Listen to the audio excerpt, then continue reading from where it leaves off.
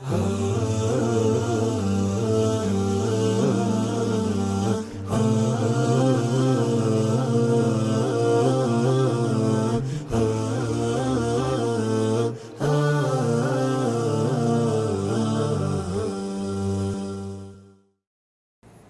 الله الرحمن الرحيم. الحمد لله والصلاة والسلام على رسول الله وبعد.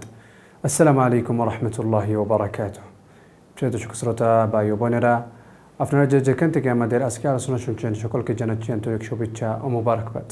প্রিয় দর্শক, আল্লাহ সুবহানাহু ওয়া তাআলা কোরআনে বলেছেন, ওয়ালাহু মান ফিস সামাওয়াতি ওয়াল আরদ ওয়া মান ইনদাহু লা ইস্তাকবিরুনা আন ইবাদাতিহি ওয়া লা ইস্তাহসিরুন। সূরাতুল আম্বিয়া 19 নম্বর আয়াত।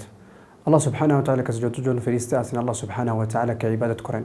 আর আল্লাহ সুবহানাহু ওয়া তাআলা ফেরেশতাদেরকে অনেকগুলি ক্ষমতা দিয়েছেন। এই ক্ষমতা দেওয়ার পরেও তারপরে ফেরেশতাগুলোরা সবাই যারা আছেন আল্লাহ সুবহানাহু ওয়া তাআলাকে ইবাদত করেন। আর ফেরেশতাদের উপরে ঈমান রাখা এটা ঈমানের একটা অংশ।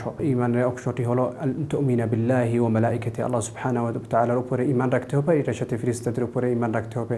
সেটার জন্য যে কোনো ব্যক্তি মুসলিম সেই ফেরেশতাদের উপরে ঈমান রাখতে হবে। আর আল্লাহ সুবহানাহু ওয়া তাআলা আমাদেরকে বলেছেন এটা বিশ্বাস করতে হবে যে ফেরেশতারা আছেন।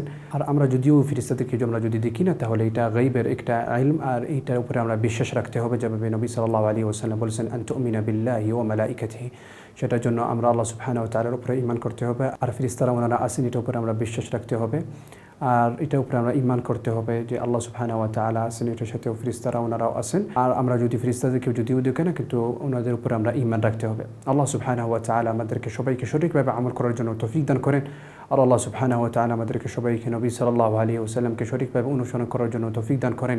আল্লাহুম্মা সাল্লি আলা মুহাম্মদ ওয়া আলা আলি মুহাম্মদ কামা সাল্লাইতা আলা ইব্রাহিম ওয়া আলা আলি ইব্রাহিম ইন্নাকা হামিদুম মাজিদ ওয়া বারিক আলা মুহাম্মদ ওয়া আলা আলি মুহাম্মদ كما باركت على إبراهيم وعلى آل إبراهيم إنك حميد مجيد.